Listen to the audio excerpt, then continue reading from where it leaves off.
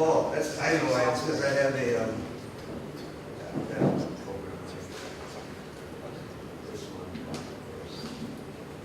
yeah.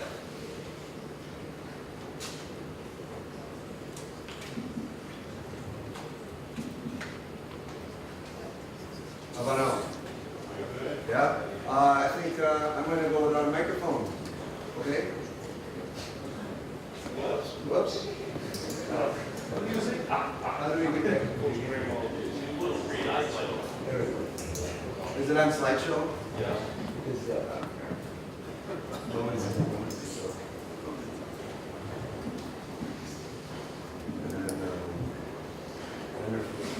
There we go. Making progress. Okay, good afternoon. How cool is this? We are in the middle of the South Pacific talking about supernova. I never thought that would ever happen.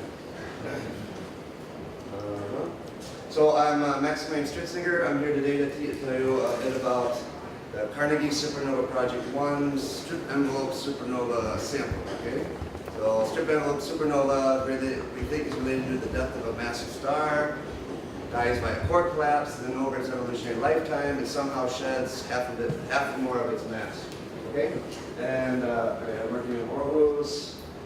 And actually, this is like a poster talk because it's really an overview of 4 papers. A photometry paper with 3 figures, a Reading paper with 21, a light curve analysis paper with 20, and finally a spectroscopic analysis paper with currently like 16, okay? So we can't get into too much detail. CSP, the Los Astronomers of CSP. Mario, I think, was the beginning of the PI. He left us, and left us with Mark, so we were left in good hands. Core group of people here, co-eyes, lots and lots of people have been observing over the years at CSP. So without the help of all those assistants and the technical support staff at LCO, we wouldn't have such beautiful light curves. And then for these 4 papers I'm talking about today, external collaborators, Joe, Melina, Peter, and mostly, and most importantly, his friend Jessica Padilla. Without his help with me, we wouldn't be able to get as far as we've gone in this project. Okay, and then now a couple words for Nick and Mark. I started as a young astronomer in Chile. I got sent down from Mario to learn photometry from a real photometrist.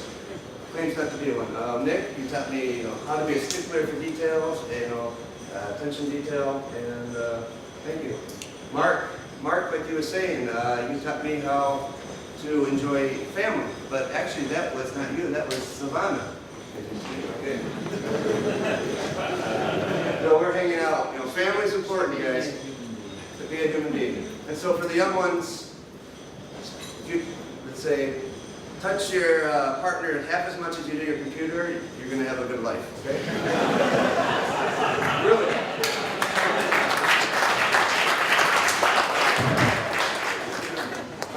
This is just a summary of the data. CSP1 was a 5-month campaign that ran, centered on summer, Chilean summer, 2004, 2009. We followed objects discovered by targeted supernova searches. So, they're all targeted, not non-targeted. That's changed from CC2. Redshift range are all nearby, of course, 0.101 and 0.03. And now, what did we get? So, with SWOLP, what a great telescope, and what a great site. We're able to observe UGRI DV photometry for 34 objects, nearly 3,000 photometric points. And what makes this sample different than anything that's ever been around yet is that we also got, for a subset, about 25 objects, YJ H-band near-infrared photometry, so nearly 600 individual photometric points. And just a little breakdown on, the phase of the data. 20 supernova at pre-maximum coverage, beginning 12 days before P-band maximum. 12 beginning minus 5 days before P-band maximum. 20 at pre-maximum coverage. 15 at pre-maximum near-infrared observations with a subset of 12 beginning minus 5 days before P-band maximum. So we got a lot of some that are quite early.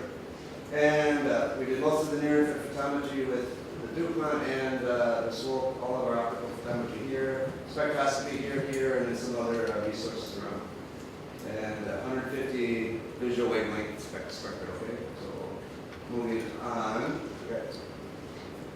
10 slides. So here's just an idea of the data. Okay, I'm not showing you our best, and I'm not showing you our worst. This is a good one, okay, but not the best. Even got a little shock cooling tail there. WBGRIYJH. Okay, and here's one that's not very good. Didn't get caught at maximum. But because we have a lot of these, we can come up with methods to estimate time at maximum. Okay. So that was the data, all right? One paper down. Now let's go to the next paper. I got 2 slides for that. Reddening. How to estimate reddening of strip envelope supernova.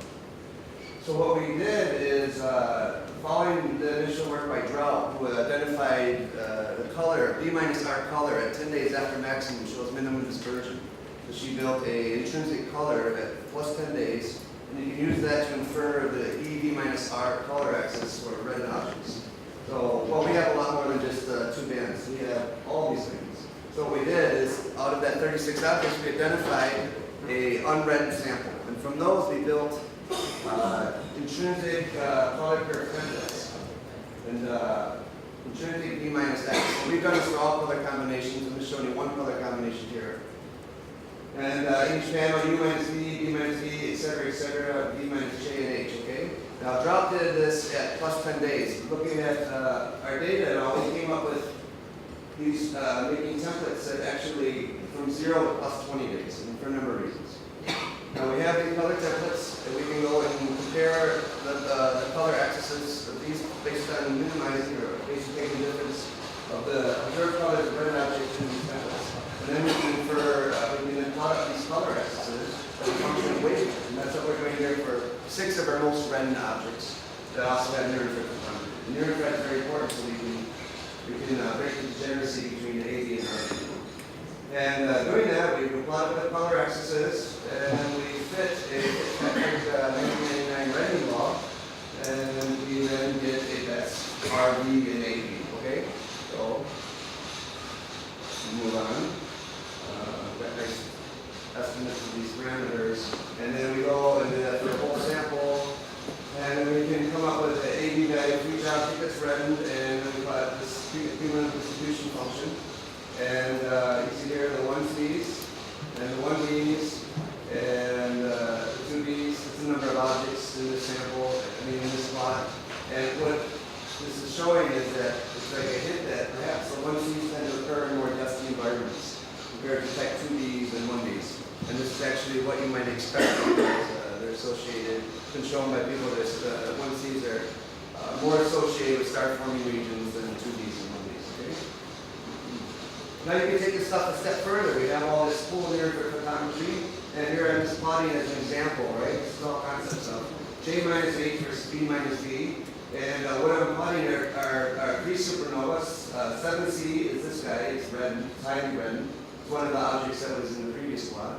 And then I'm showing you these color evolutions for 2 unred objects, 7Y and 7K And how this works in time is like this is before maximum, and then the colors evolve like this, and then they evolve like that way. And what we plotted here is in large points, it's just 0 to 20 days, from maximum to 20 days after, just like our intrinsic color curve templates that I showed earlier. And now taking a red one, you can just shift it, assuming RD equals 3.1, and then the AD will be computed from the previous slide. Or in this case, you could actually constrain RD and AD, and that actually gives you a better comparison with unred objects. Okay? So that's something that it's taking a little step further with near infrared photometry that we do have. Okay, so now we're done with reddening. Let's go on to light curve analysis. This is a paper led by friend Francesco Padilla. He's been working really hard on this stuff. It's a lot of work when you have 36 supernova, not just one. And this is showing more of like this is the whole sample. You can see here the light curves U, V, G, V, R, I, Y, J, H, and the light curves where we're normalizing the peak, and then also there's lines there, and those lines are like just a best fit of a best fit function that comes from Contardo 2002.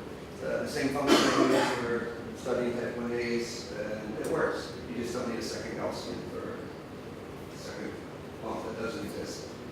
And with all this data here, what we can do is construct light curve templates. We can use these light curve templates then to infer the time of maximum of those objects that are caught after maximum. We can then do a complete light curve study, parameter study, because when you do these fits, you get all a bunch of parameters. Not to mention absolute peak magnitudes. I wrote them all out here. Timing and maximum distribution of the peak magnitudes, decline rates versus brightness, and lake time slope of the light curve. So there's tons and tons of plots here, all kinds of cool stuff to start understanding the physics of these objects. And here's just the distribution in the different bands of an absolute magnitude space. Okay, and so what do we usually do when we have all these nice light curves? So we want to compare two models, and then we want, therefore, to build U4 volumetric light curves. So for all of the data we have, we built for each object a nice spectral energy distribution. And with our nice new Redding calculations, we can correct our integrated flux that we get from summing the SEDs. And here are our volumetric light curves, our sample, the range of peak luminosities, and this is, of course, connected, we think, to the amount of nickel that's produced in these objects. Here you can do some black body fit stuff here. And now with our UR light curves, it's really what we go pushing forward is actually now trying to extract some explosion parameters out of these things. The nickel mass, ejected mass, the kinetic energy of the explosion.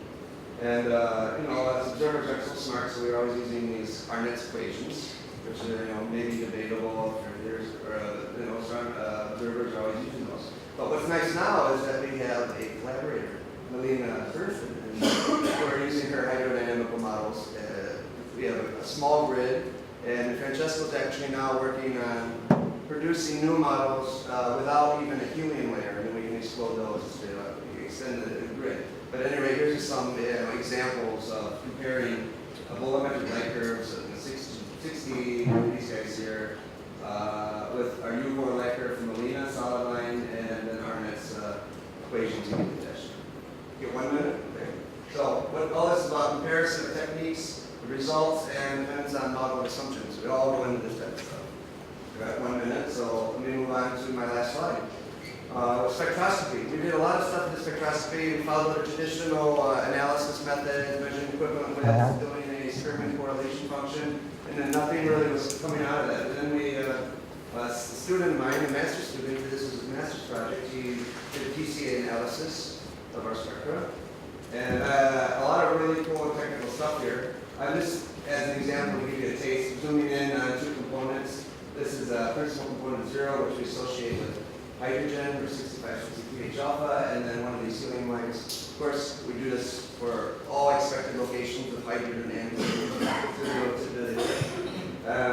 black mean is their spectrum, shaded regions are projections of the principal components from the mean spectra, and when you crank it through, you make these principal comparisons here and here. So this is like no correlation, highly correlated, no correlation. Broken down 2D, 1D, 1C. Looks like the 2Ds here, they all have hydrogen as we expect. 1Ds, maybe a little bit of hydrogen, and not any here. And 1Cs, no hydrogen, no helium. But the question is, are there discrete groups, or is there continuum between these groups?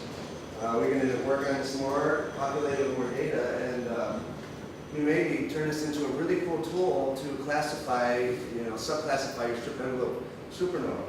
And what you're doing here is getting away from the human element because we all have our own biases. And then of course we're gonna, now we can do this PCA analysis for all the lines and then correlate this with other indicators of the supernova or maybe supernova host properties. And by doing this, you can boil down over 100 figures down into 1 or 2 figures, depending on what exactly you want to look at. And well, that's about the time. Let me summarize. We got a really cool, unique sample of highly accurate photometric measurements of 36 type 1 BC supernova extend from U to H band. And this is what's very important, getting on a well-understood photometric system that's stable. Okay, traditionally, people looking at 4-clef supernova, they don't really care about accuracy. Well, we have been beaten into me as a young youth by these guys is, photometric accuracy is important. And that way, the data will last the test of time if you actually do color conversions. devise methods for host galaxy extinction. In some cases, we can estimate RV. There's a lot of interesting things in there. Detailed analysis of all the light curves, explosion parameters, PCA analysis, and then finally, in the future, beyond this, we had Carnegie Supernova Project 2, where we observed about 20 type 1 DC supernova. Nice optical light curves, so what sets the sample apart from anything ever before is that there's over 100 near-infrared spectrum. And those are being worked on by Eric's students back there. We're going to do a lot of cool physics stuff as well as building means on it. Thank you. Hold on. I'm going to take just one moment to show my poster for the CSD. It's around the corner, so I don't have to do the one slide later. We got a really cool poster out here. It's just data right here, hot off the telescope. This supernova 2016 ADJ that occurred in Centaurus A. And if you were listening to Mark earlier, this is one of his favorite galaxies. So if you want to work with Mark, you would pick his favorite galaxy. We got a nice sequence of optical near-infrared light curves. The problem with the supernova is it's not that bright spot there. It's this little dot below it. So this star is making, taking data, really complicated. And it's very peculiar, highly red. You can see, the suppression of flux at blue ends. And then we have near-infrared spectroscopy. And what's really nice here is look in the K-band. And right here in real time, this is like +8 days. Again, up to about +40, +80. You look here, you get the emergence of CO band. So we got CO forming and perhaps being destroyed. And we can watch that in real time. Right. And now we can have cocktail.